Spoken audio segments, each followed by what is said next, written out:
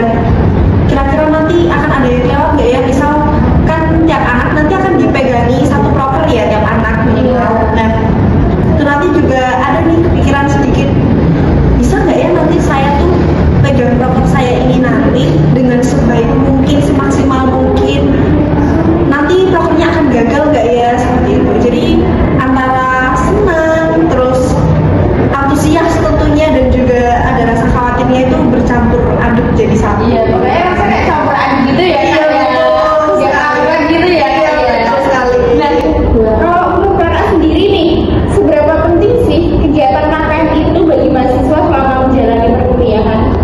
Kalau itu sih menurut saya penting ya Mbak ya, karena begini, KKN itu kan nanti bisa jadi tambahan skill kita di luar apa yang sudah kita pelajari di kampus, di dalam kelas maksudnya. Nah, sedangkan KKN ini kita langsung terjun ke masyarakat, kita mengabdi di sana. Jadi menurut saya ini penting sekali untuk mengasah skill kita, kemampuan kita, entah itu dalam berkomunikasi atau menghadapi masyarakat dan lain sebagainya seperti itu.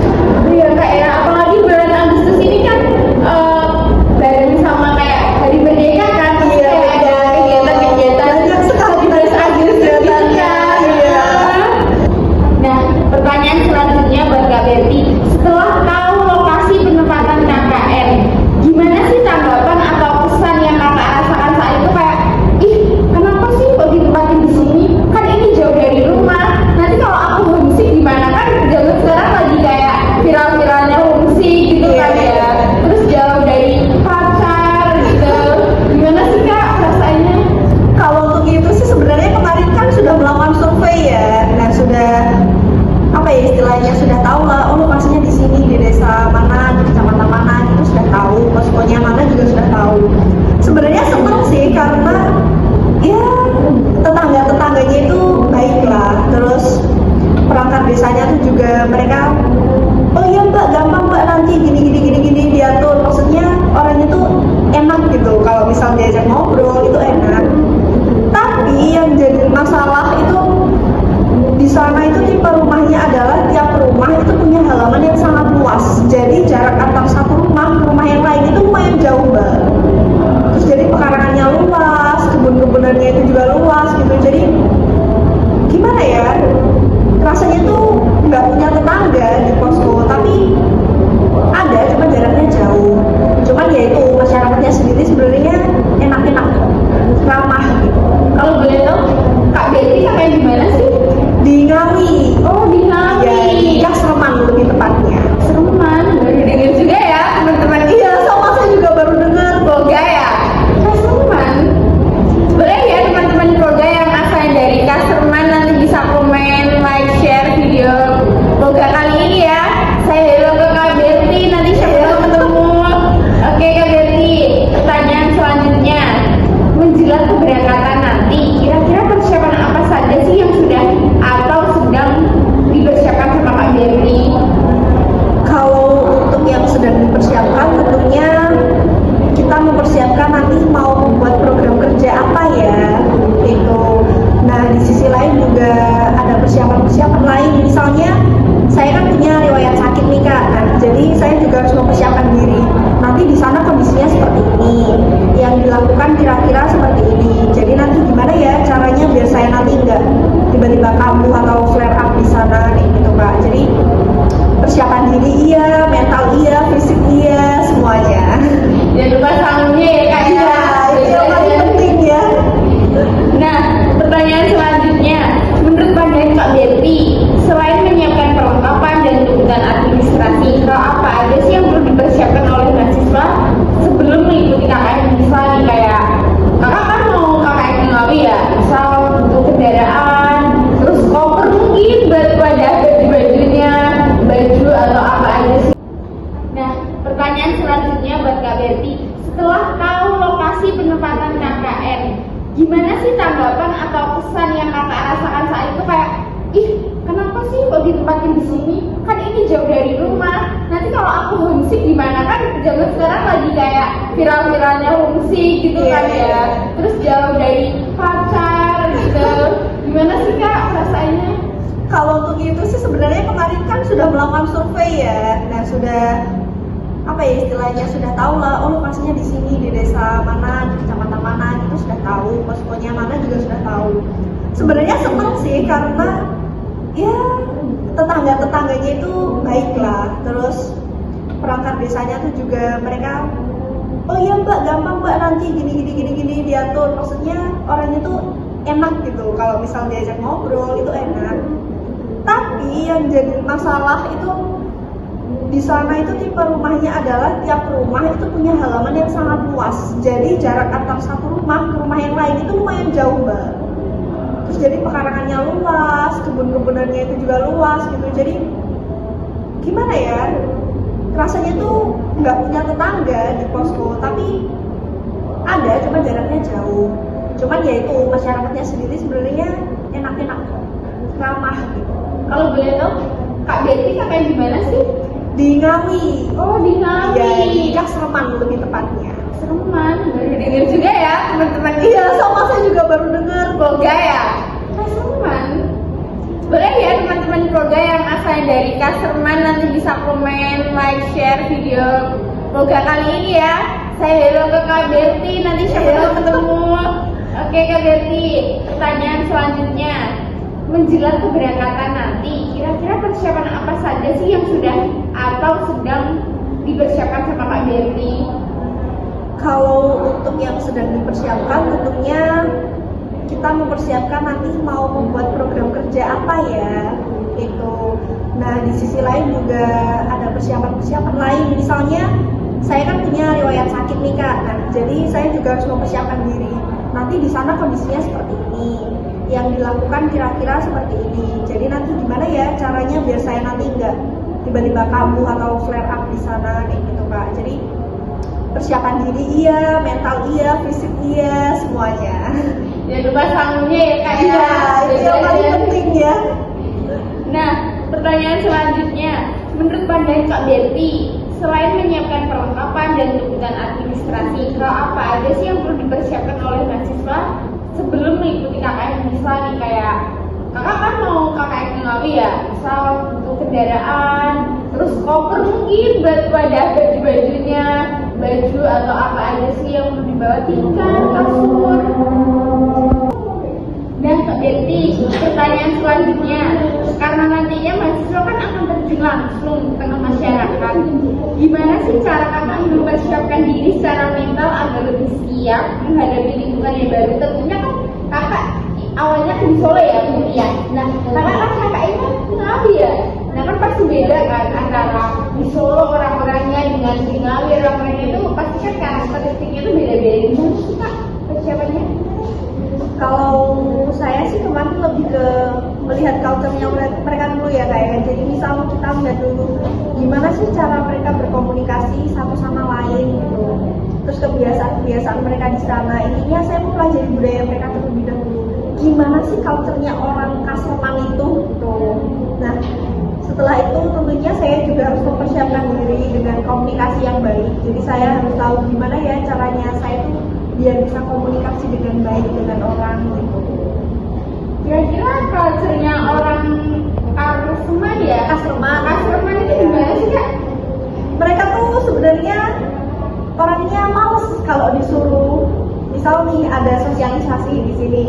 Nah kalau nggak ada uangnya atau mungkin snacknya itu mereka nggak mau untuk datang gitu. Tapi untuk buat sekedar ngobrol aja sebenarnya itu enak, gampang kok. Nah, orang Kasreman kira-kira culture kalian gimana ya? Komen di bawah ya. Lanjutnya nih kak, sebagai peserta yang baru pertama kali mengikuti KKN, hal apa yang membuat kakak paling antusias atau paling dinantikan dari kegiatan KKN ini?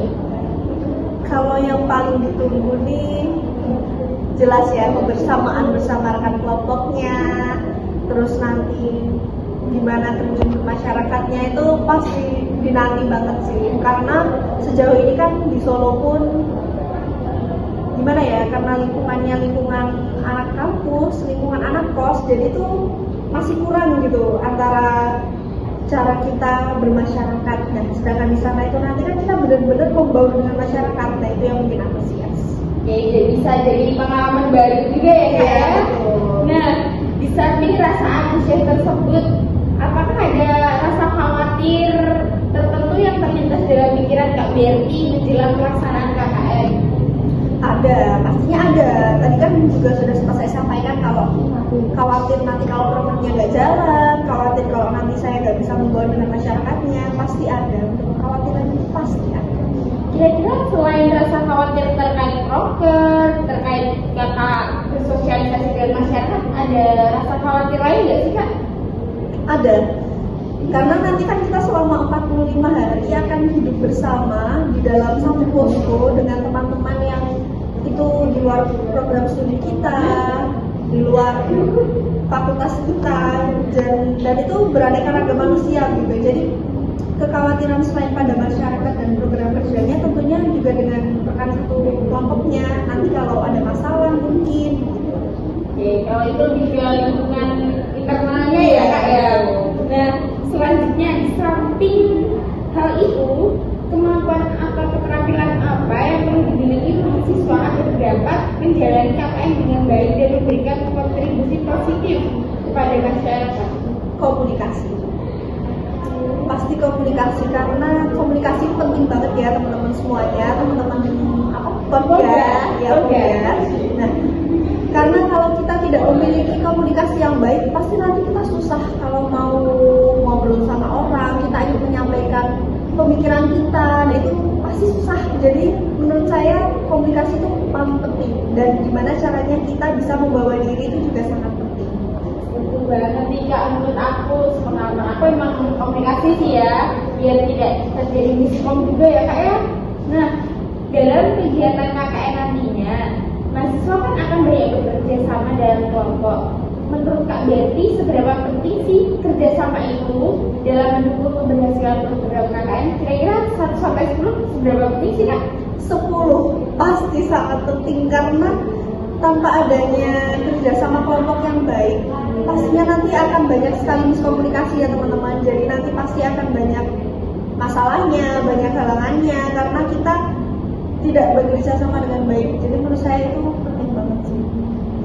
Oke, nah selanjutnya, jika di dalam pelaksanaan nanti terdapat perbedaan pendapat antar anggota kelompok nih, gimana sih cara yang menurut kakak, dipikir kakak itu tepat untuk menjaga komunikasi dan biar kelompok kakak ini selalu kompak terus gitu? Kalau menurut pandangan pribadi saya, perbedaan pendapat itu pasti ada dan itu wajar. Karena kita berasal dari orang yang bermacam-macam karakter, beragam pemikiran, dan memiliki berbagai macam sudut pandang juga. Nah, jadi perbedaan pendapat, selisih paham itu wajar, pasti ada nantinya.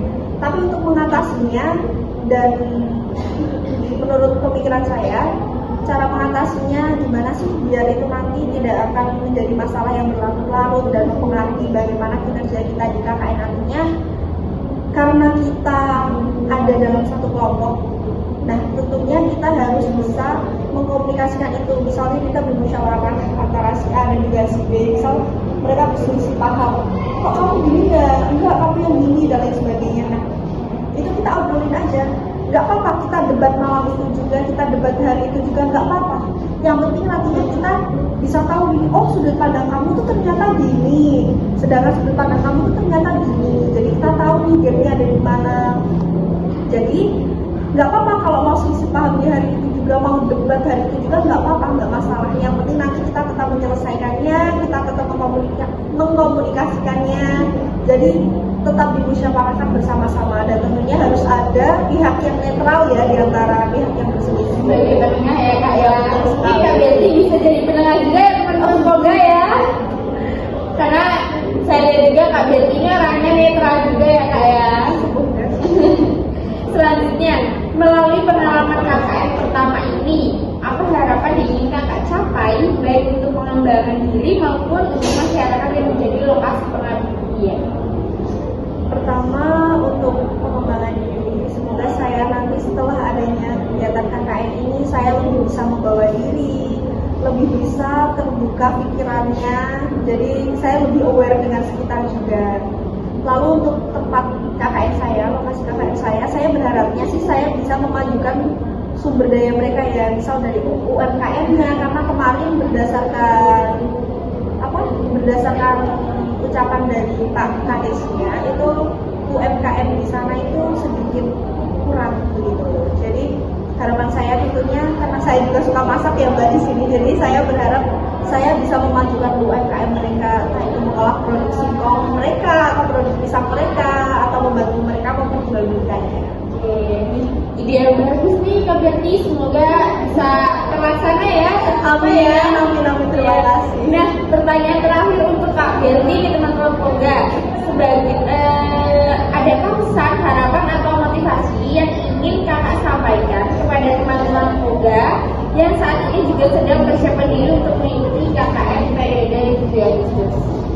Oke, kalau pesan mungkin sudah banyak ya tadi, atau harapan juga banyak ya. Mungkin saya ingin memberikan motivasi aja gitu kepada teman-teman yang nantinya akan melaksanakan KKN. Jadi KKN itu nanti kita kan akan terjun di masyarakat.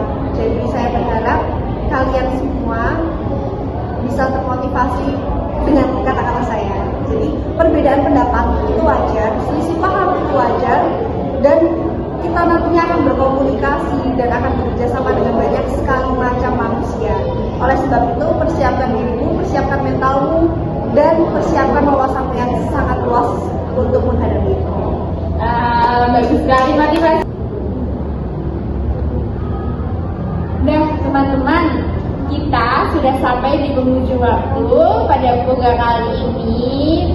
Saya ucapkan terima kasih yang sebesar-besarnya kepada Kak Berti karena sudah menyampaikan segala motivasi, segala saran, segala pendapat terkait kegiatan kuliah kerja nyata yang akan dilaksanakan pada periode Juli Agustus 2026 ini. Semoga bisa bermanfaat bagi Kak Berti sendiri, bagi teman-teman Poga. Saya Arida Rasa Andreni, pamit undur diri. Assalamualaikum warahmatullahi wabarakatuh. Salam Poga. Let's go. Semua cok. Nah teman-teman Poga, kita sudah sampai di penghujung waktu. Saya mewakili teman-teman Poga mengucapkan terima kasih yang sebesar-besarnya kepada Kak Berti ya, sudah meluangkan waktu dan sudah memberikan motivasi, saran, masukan buat teman-teman Poga yang akan melaksanakan kegiatan kuliah kerja nyata periode Juli Agustus tahun 2026. Semoga bermanfaat bagi teman-teman Poga, bagi Kak Tim Poga dan juga Kak Berti. Saya Arida Rasa Andreni, pamit undur diri. Jangan lupa like, komen, dan subscribe channel Poga Podcast. Go!